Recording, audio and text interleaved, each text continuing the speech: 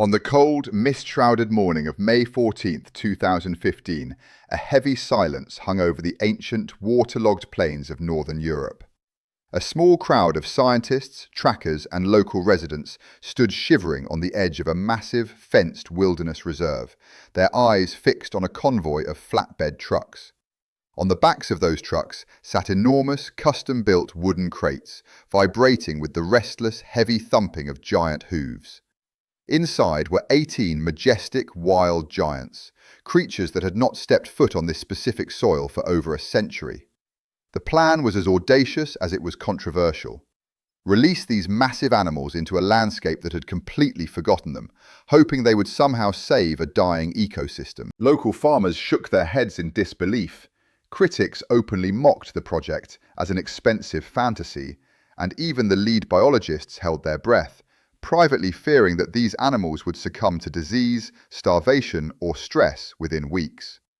Everyone expected a catastrophic failure, a tragic lesson in the dangers of playing God with nature. But that's not what happened. What actually occurred in the days, months, and years following that fateful morning completely defied every scientific prediction, shocked the global conservation community, and rewrote the rules of how we understand our natural world.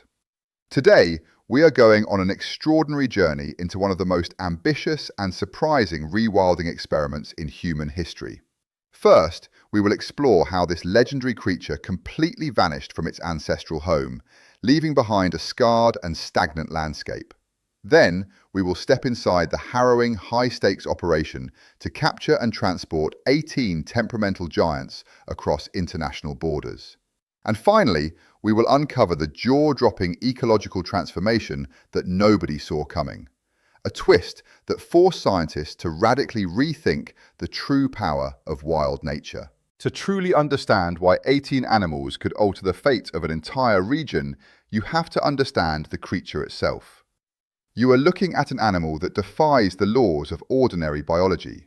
The moose is not just a grazer, it is an environmental architect.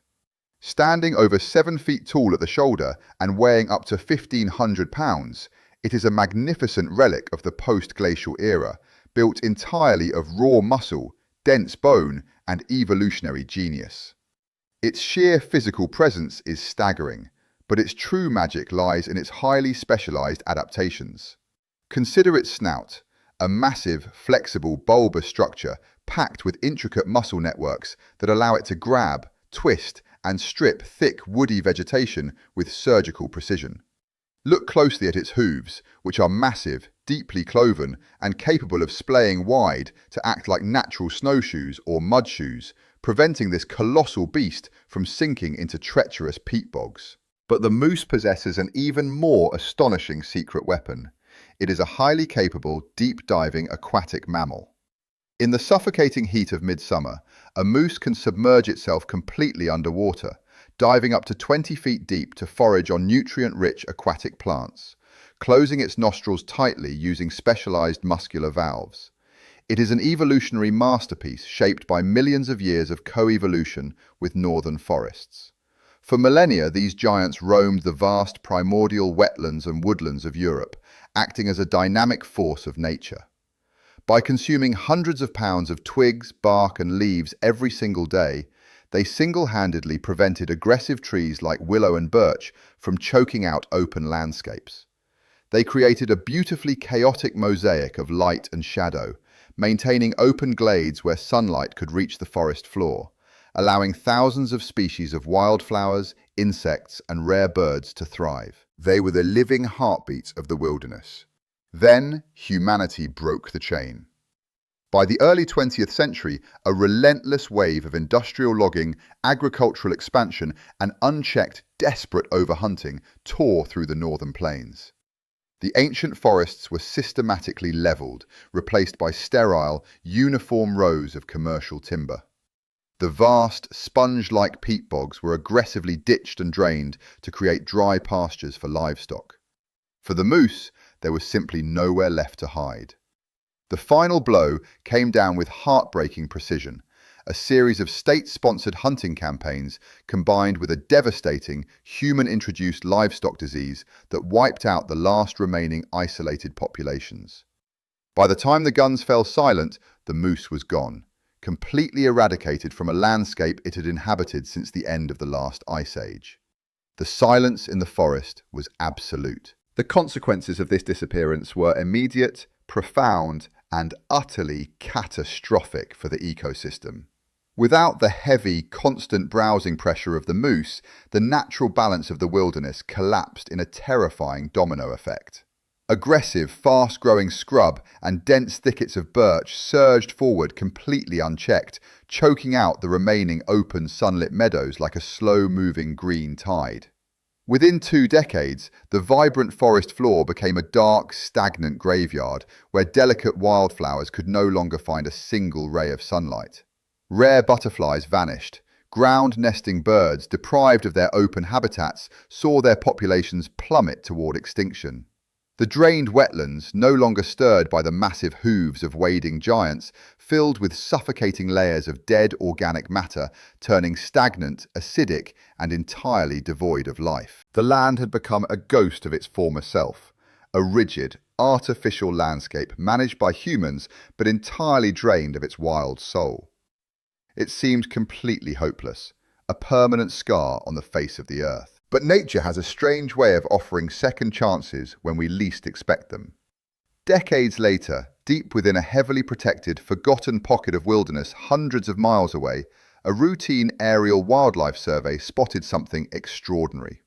Peering through the dense canopy, researchers saw a small, healthy, and completely unrecorded population of wild moose thriving in a rugged, isolated river valley.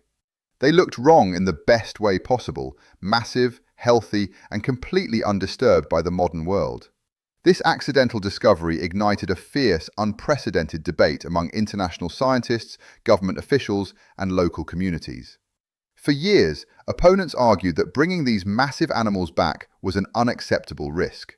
They claimed the moose would destroy valuable commercial forestry, cause fatal traffic accidents, and carry deadly parasites that could devastate local livestock. The financial costs were projected to be staggering, and the biological risks were entirely unknown. Despite the intense opposition, a brave coalition of visionary conservationists refused to let the dream die, arguing that the forest could never truly heal without its missing architect.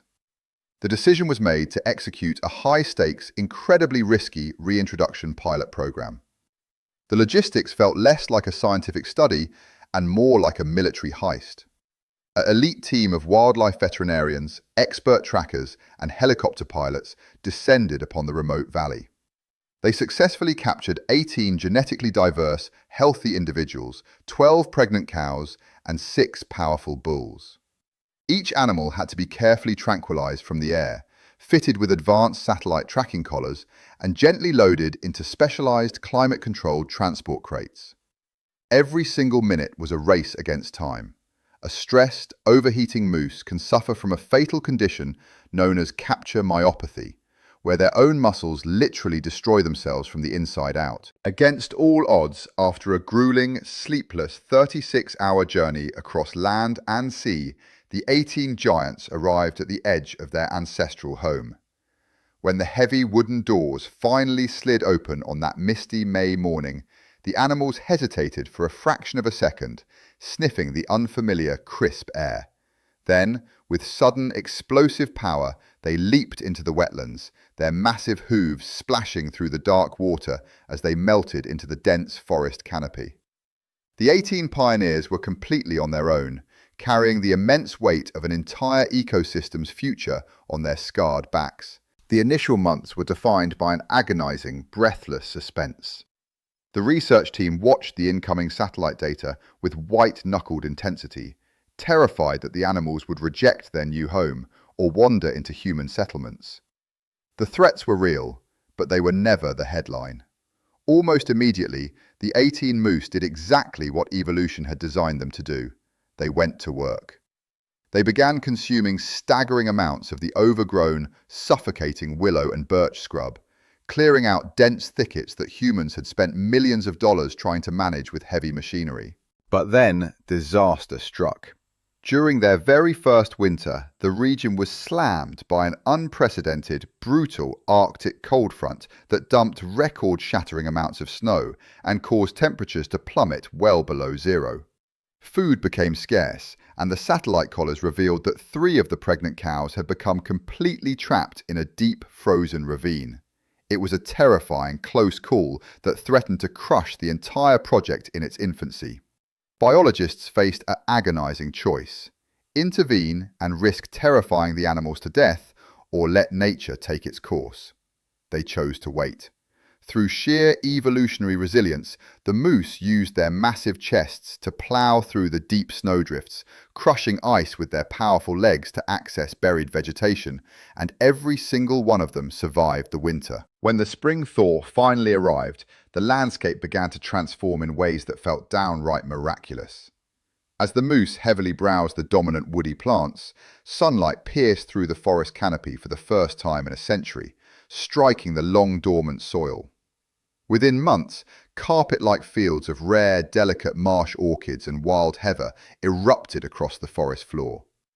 The heavy, repetitive trampling of their massive hooves broke up the suffocating mats of dead vegetation in the wetlands, creating thousands of micropools of open, oxygen-rich water.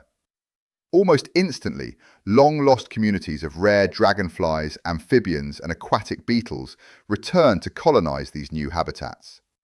The moose were literally sculpting a new world with every step they took, breathing vibrant, chaotic life back into a dead ecosystem. As the years rolled into decades, the hard data began to tell a story of staggering, unprecedented triumph. The initial population of 18 animals exploded exponentially. By the 5-year mark, the herd had grown to over 50 healthy individuals. By the 15-year milestone, that number had surged past 250.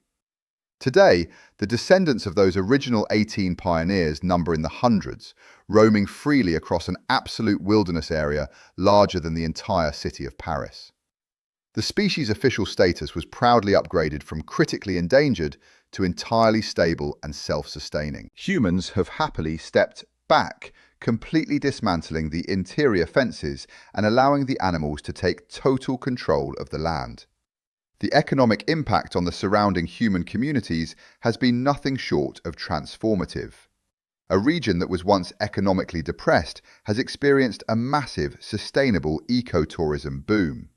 Thousands of travelers, photographers, and nature enthusiasts from all over the world flock to the area every year, creating hundreds of local jobs in guiding, hospitality, and conservation research. Local communities that once fiercely opposed the project have now adopted the moose as their official cultural symbol, fiercely protecting the wild borders of the reserve. But as the project reached its peak, something happened that absolutely nobody expected, an event that completely stunned the scientific community and turned conventional biological wisdom entirely on its head. For years, scientists had noticed subtle, strange anomalies in the satellite tracking data.